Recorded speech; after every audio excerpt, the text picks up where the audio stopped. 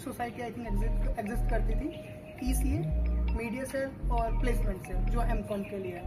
और तीनों ही सोसाइटी के अपने अपने अलग अलग फंक्शंस हैं। मीडिया सेल हमारा मीडिया डिपार्टमेंट संभालता है, ECA extra curricular activities, like I will say कि माय सेकंड मदर। एक मेरे पास भी है कुछ ऐसा।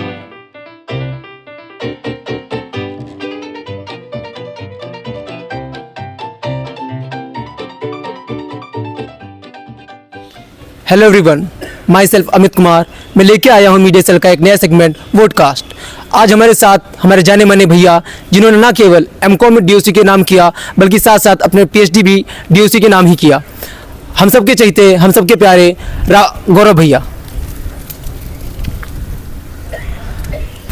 तो सबसे पहले तो गौरव भैया बहुत बहुत धन्यवाद आपका कि आपने हमें अपना समय दिया, क्योंकि आप इतने बिजी रहते हैं, हमें भी नहीं मिलते हैं राइट। तो सबसे पहले इसके लिए धन्यवाद। मैं आपसे जानना चाहता हूँ कि आपकी जर्नी कैसी रही डीओसी में? आपने डीओसी में से क्या फील किया कि डीओसी को ही आगे कंटिन्यू करने का सोचा? सो अमित, मैंने जब अपना एमकॉम यहाँ से स्टार्ट किया था तो उस टाइम कोविड था। फर्स्ट ईयर मैं बोलूँगा मेरा इतना अच्छा नहीं गया, बट जब मैं सेकेंड ईयर में आया यहाँ पे और उस समय हमारे यहाँ पे जैसा कि आपको पता है मेजर माइनर का ऑप्शन मिलता है, तो उस समय मैंने अपने मेजर में फाइनेंस लिया था और माइनर में एज अ टैक्सेशन लिया था मैंने। तो आवाम की क्लासेस और वीके श्रोते सर की क्लासेस, इन सब चीज़ों को मेरे को फील आया कि एक यूनिवर्सिटी में चीज़ें एग्जिस्ट करती हैं, किस तरीके से वहाँ पे पढ़ाया जाता है without any book is knowledge. Teacher किस तरीके से अपना एक्सपीरियंस शेयर कर रहे हैं, उन्होंने कहाँ पे जो अपना काम किया था, वो सब चीज़ों ने मुझे काफ़ी मोटिवेट किया और मुझे बड़ा अच्छा फील हुआ यहाँ पे डीएससी में रहते हुए। ओके, आवाम क्लासेस तो सुपर ब्राइट। तो मैं जानना चाहता हूँ, क्या बचपन से आपने यही सोचा था कि मैं पीएचडी ही करूँगा, कि कुछ और भी सपने थे आपके, कुछ और बनना चाहते थे? जैसे हमारे क्या होते हैं बचपन से, कभी एस्ट्रोनॉट बनना चाहते हैं, एक्टर बनना चाहते हैं, क्या आपका भी कुछ रहा था ऐसा कुछ? To be true Amit here, बचपन से मेरे को आर्मी ज्वाइन करने का काफ़ी क्रेज़ था और इसका रीज़न ये है कि मेरी सराउंडिंग्स, मेरे पापा आर्मी से रिटायर्ड हैं, तो वो मेरा बचपन से एम था। लेटर ऑन जब मैंने अपना मास्टर्स किया, बैचलर्स किया, तब जाके मुझे रिसर्च के लिए पता चला, उससे पहले नहीं था ऐसा। तो मतलब आपने भी काफ़ी सर्च किया कि कहाँ से क्या करना चाहिए, कि बस ऐसे ही लगा कि डीओसी से ही, कि कहीं कुछ सोचा था? मतलब आपके हिसाब से आपने क्या क्या एफर्ट्स डाले ताकि आपको गुड इंस्टीट्यूट मिल सके, कि आपके हिसाब से इसके अलावा अगर कोई गुड इंस्टीट्यूट है तो कहाँ और कैसा? या सो अमित, मैं यहाँ पे थोड़ा सी चीज़ें बताना चाहूँगा और भी व्यूअर्स के लिए जो हमारे अभी लोग मास्टर्स कर रहे हैं। तो जो मेरी स्ट्रैटेजी थी to find out a good institution, तो मेरी लिस्ट में खाली डीओसी ही था अपना डिपार्टमेंट, बाकी और भी बहुत सारे इंस्टीट्यूशंस थे। तो मुझे ऐसा लगता है कि एक अच्छा इंस्टीट्यूशन अगर आपको पीएचडी के लिए ढूंढना है तो आपको 3 चीज़ें अपनी लिस्ट में डालनी चाहिए। सबसे पहली चीज़ है, मैं बोलूँगा, एक अच्छा गाइड, क्योंकि एक गाइड का बहुत बड़ा रोल होता है आपकी पीएचडी जर्नी के अंदर। वो आपको हर एक स्टेप पे गाइड कर रहे होते हैं, आपको चीज़ें बता रहे होते हैं माइनर, तो वो मेरी प्रायोरिटी रहती है और मैं और लोग को भी बोलूँगा कि वो इस चीज़ को प्रायोरिटी दें। उसके बाद आता है वहाँ पे रिसोर्सेज, कि उनके पास कौन से जर्नल्स हैं, उनके पास कौन सा डेटाबेस है, और इसके बाद आता है इंस्टीट्यूशन के उनकी क्या रेपुटेशंस हैं। तो ये मेरे कुछ क्राइटेरिया थे, इसी बेसिस पे मैंने काफ़ी जो इंस्टीट्यूशंस हैं अपनी लिस्ट में डाले थे, इंक्लूडिंग आईएम्स, आईआईटीज़, और लकीली मेरा यहाँ डिपार्टमेंट में एडमिशन हो गया था। मेरा यहाँ पे एक्सपीरियंस अच्छा रहा था और जो मेरी अभी सुपरवाइज़र हैं, मैं उनसे एमकॉम में पढ़ा था, तो मेरे को काफ़ी अच्छा लगा। तो इस करके मैंने अपनी जर्नी यहीं से शुरुआत करने की सोचा। सो मीन्स आईएम भी आपने ट्राई किया था? हाँ। तो मैं जानना चाहता हूँ कि आईएम के लिए क्या क्राइटेरिया होता है? क्या वो डीओसी से अलग होता है वहाँ से एडमिशन के लिए? उसका प्रोसेस क्या होता है? ओके, सो अमित, जो आईएम्स हैं उनके लिए जो इंटरव्यू क्राइटेरिया थोड़ा अलग है if we compare with the other central universities. हाँ, सो वहाँ पे क्या होता है, हमारे यहाँ पे, मैं पहले अपने यहाँ का बताना चाहूँगा, जो भी बाकी सेंट्रल यूनिवर्सिटीज़ हैं, यहाँ पे ज़्यादा रिसर्च प्रपोजल पे ज़्यादा फोकस किया जाता है, आपके रिसर्च टॉपिक के ऊपर कि आप क्या करना चाहते हो। अगर आप वहीं पे आईआईटीज़ को या आईएम्स को देखोगे तो वो इतना जो उनका फोकस होता है रिसर्च के अलावा आपकी बेसिक फंडामेंटल नॉलेज पे होता है। वहाँ के जो इंटरव्यूज़ में वो आपसे पूछते हैं कि आपने कितना डीप में चीज़ों को पढ़ा है, वही चीज़ें वो आपसे इंटरव्यू में पूछे होते हैं। ऐसा इसलिए है क्योंकि वहाँ पे काफ़ी रिगरस वो कोर्स वो कराते हैं। दे नो अगर एक बच्चे का फंडामेंटल काफ़ी अच्छा है तो वो अपने आप से रिसर्च में उनसे करा पाएंगे।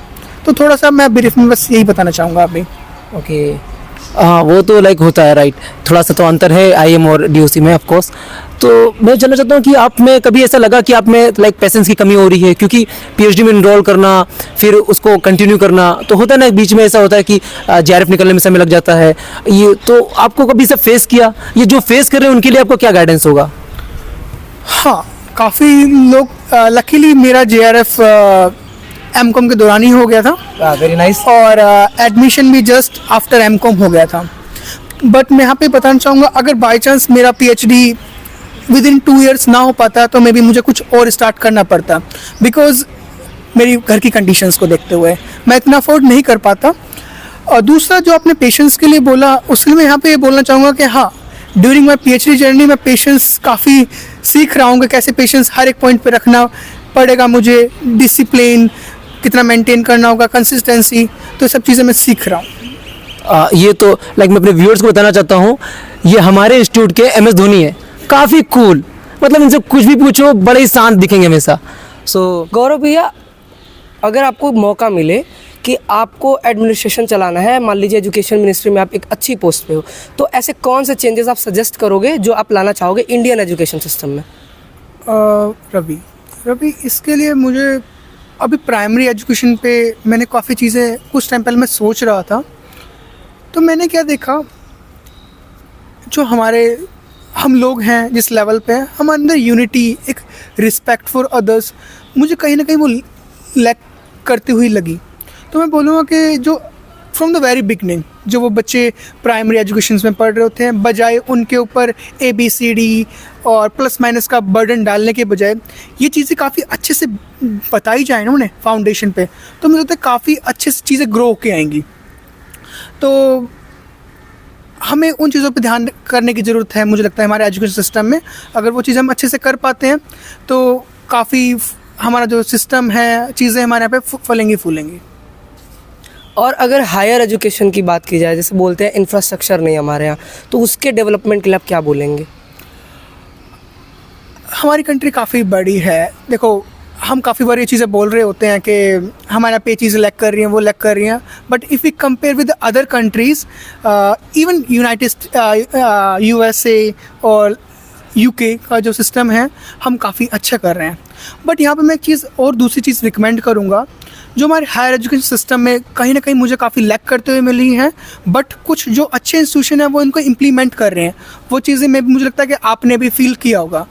वो क्या है, जैसे कि काफ़ी बार हमारे जब टीचर हमें पढ़ा रहे होते हैं तो वो चीज़ें बोलते हैं कि ये चीज़ें बुक्स में ऐसे हैं, बट पता नहीं रियल कॉर्पोरेट वर्ल्ड में कैसे काम कर रही हैं।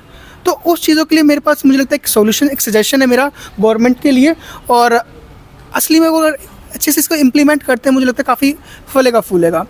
वो सॉल्यूशन है कि हम क्यों ना एक इंडस्ट्री जो पर्सन है, जो कॉर्पोरेट सेक्टर में लोग काम कर रहे हैं, उनको कुछ लेक्चर्स के लिए बुलाया जाए विद इन लाइक 15 दिन के अंदर या फिर महीने के अंदर, वो जस्ट एक लेक्चर लेने आ जाएं, तो हमें प्रैक्टिकल जो चीज़ें हैं जो एग्जिस्ट कर रही है कॉर्पोरेट वर्ल्ड में, उसकी नॉलेज मिलेगी।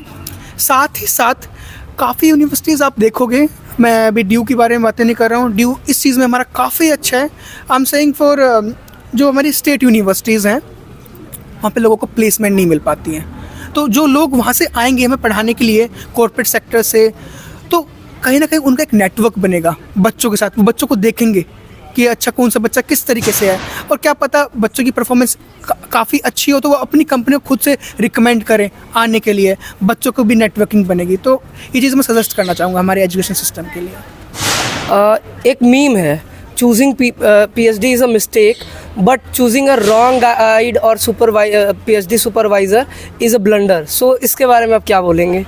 जैसे कि मैंने अपने इनिशियल क्वेश्चन में बताया, ये बिल्कुल सच लगता है मुझे, क्योंकि इंस्टीट्यूशन का इन चीज़ों जो बाकी चीज़ें हैं वो बाद में आती हैं। Supervisor is most important. अगर वो आपको ठीक से टाइम नहीं दे पा रहा है, आपकी अच्छी कम्युनिकेशन नहीं है उनके साथ, तो सब कुछ आपका ठीक से नहीं हो पाने वाला है। इवन आप खुद से भी चीज़ें नहीं कर पाओगे, क्योंकि पीएचडी इज़ लाइक हमें सब कुछ अपने आप से करना होता है, but we need a supervision कि हम सही डायरेक्शन में जा रहे हैं नहीं जा रहे हैं। अगर सुपरवाइज़र को ठीक से नहीं है तो ये मीम बिल्कुल ठीक बनाया है, मैं ऐसे बोलूँगा। एज अ सीनियर आप हम जूनियर्स को क्या बताओगे, क्या सजेस्ट करोगे कि कैसे हम लोगों को एक पीएचडी सुपरवाइज़र को चूज़ करना चाहिए, मतलब कोई सजेशंस हो आपके? हाँ, इसके लिए हम ऐसा कर सकते हैं, जैसे कोई भी आप इंस्टीट्यूशन के लिए अप्लाई करना चाह रहे हैं, इंस्टीट्यूशन को चेक करने से पहले आप वहाँ के जो फैकल्टी है उनकी फैकल्टी लिस्ट को चेक करो, फैकल्टी का एरिया चेक करें। और जनरली क्या होता है, वो अपनी पब्लिकेशन जो रिसर्च पेपर्स हैं वो डालते हैं अपनी रिज्यूमे में और अपने जो फैकल्टी कॉलम होता है वहाँ पे। तो आप पहले उनकी थोड़ा जो उन्होंने रिसर्च किया है वो पढ़ें, उनके पेपर्स पढ़ें, और ये जनरली अवेलेबल होते हैं। मुझे लगता है कि अगर आप उससे पढ़ के आएंगे तो you will get a idea कि प्रोफेसर कितने अच्छे हैं, क्या क्वालिटी वर्क करते हैं, क्या जो आप जिस एरिया पे काम करना चाहते हो वो मैच कर रहा है या नहीं कर रहा है। तो I will recommend this thing. आपका पॉइंट ऑफ व्यू क्या है कि फाइनेंस को as a school curriculum introduce करना चाहिए एज अ सब्जेक्ट, क्या सोचते हैं इसके बारे में? आप किस लेवल के बारे में बातें कर रहे हैं? मैं मिडिल और हाई स्कूल लेवल की बात कर रहा हूँ। So I will say कि हाँ, I guess in 10th class, 11th, 12th, I think we can implement this thing. और even it's like I'm come from Haryana, तो हरियाणा के एजुकेशन सिस्टम में ये as a optional subject they भी चुका है। और मुझे लगता है कि जैसे मैंने बोला कि हमें इम्प्लीमेंट कर देना चाहिए, बट हमारा जो फोकस होना चाहिए वो इसका स्ट्रक्चर क्या होगा बेसिकली कोर्स का। तो जैसे कि हम काफ़ी देखते हैं आजकल की जो हमारी एज जनरेशन के बच्चे हैं और इवन हमसे काफ़ी छोटे, वो काफ़ी जो लुक्रेटिव स्कीम्स होती हैं उनके अंदर घुसने की कोशिश करते हैं, और they see these scheme as a money making machine. और काफ़ी टाइम बाद जब 4-5 साल जो उनके लाइफ के क्रूशल टाइम होता है उसको वेस्ट करके उन ऐसी एक्टिविटीज़ में दे सो थिंक कि 2,000-3,000 रुपये हफ्ते का मिल गया तो like they are doing great thing और आगे जाके बहुत कुछ मिल जाएगा। तो जो इस कोर्स का फ्रेमवर्क होना चाहिए, मुझे लगता है कि वो इन प्रॉब्लम्स को कैटर करें, समझाए कि एक फाइनेंशियल मैनेजमेंट कहाँ पे आपको पैसा लगाना चाहिए नहीं लगाना चाहिए, इन चीज़ों को कैटर करें। तो मुझे लगता है कि हमें इन चीज़ों को ध्यान में रखते हुए ऐसे कोर्स इम्प्लीमेंट कर सकते हैं। हम आ गए हैं एक नई जगह, एक नया लोकेशन, ताकि कुछ अंदर की बातें जान सके हमारे गौरव भैया के साथ। तो आइए जानते हैं। गौरव भैया, इसे बेसिकली क्या होता है कि शादी ब्याह के चक्कर बहुत होता है, बहुत प्रेशर होता है लोगों को ना, कि माँ बाप बड़ा प्रेशर करते हैं कि बेटा पीएचडी तो होती रहेगी, शादी वादी कर लो, हमारा झंझट खत्म करो। आप पे क्या लगता है कि आप पे कितना प्रेशर होगा, ये लोगों को कैसे ऐसे हैंडल करना चाहिए? अमित, प्रेशर बिल्कुल ठीक बोल रहे हो। और अगर आप एक गांव देहात से आते हो तो और ज़्यादा प्रेशर होता है इस चीज़ का, और कहीं ना कहीं मेरे घर वाले भी कुछ हद तक मेरे ऊपर बना रहे हैं।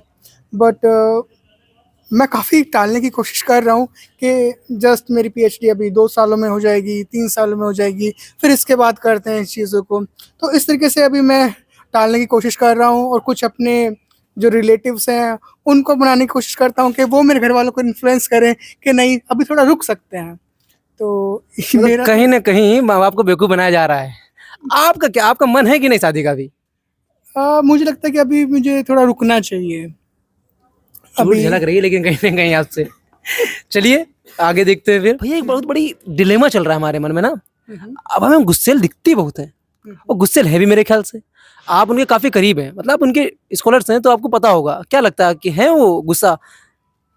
अगर मैं सच बोलूं तो कहीं ना कहीं मतलब डर तो मेरे को मैम से मेरे को भी लगता है।